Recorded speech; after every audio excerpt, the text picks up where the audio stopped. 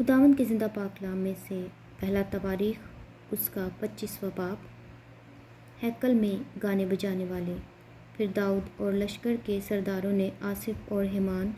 اور یدوتون کے بیٹوں میں سے بعضوں کو خدمت کے لیے الگ کیا تاکہ وہ بربط اور ستار اور جھانج سے نبوت کریں،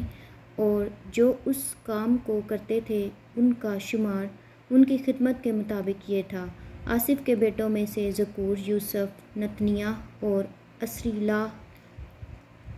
آصف کے یہ بیٹے آصف کے ماتحت تھے جو بادشاہ کے حکم کے مطابق نبوت کرتا تھا۔ یدوتون سے بنی یدوتون، سو جدلیہ، زری اور یسایہ، حسبیہ اور متیاہ، یہ 6 اپنے باپ یدوتون کے ماتحت تھے، جو بربط لیے رہتا اور خداوند کی شکر گزاری اور حمد کرتا ہوا نبوت کرتا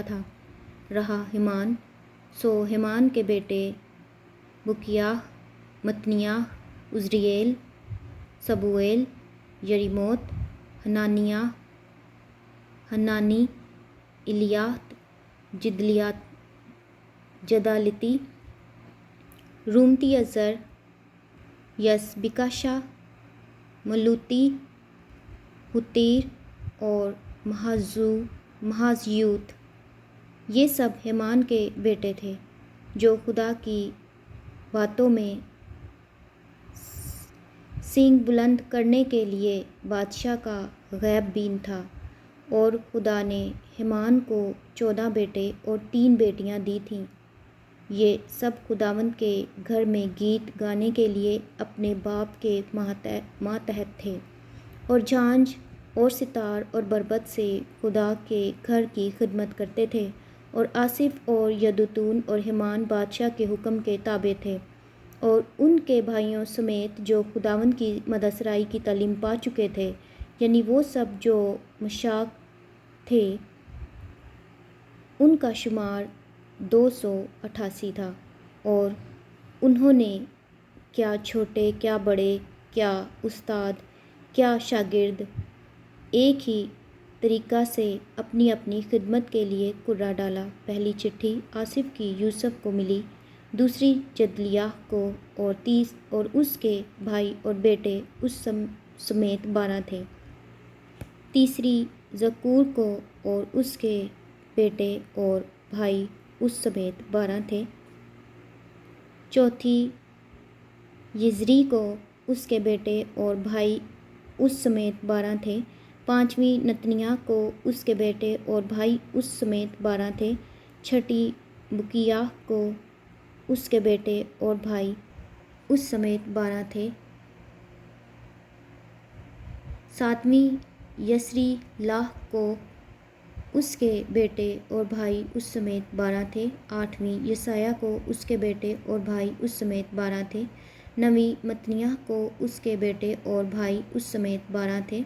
10ویں سمئی کو، اور اس کے بیٹے اور بھائی اس سمیت 12 تھے، 11ویں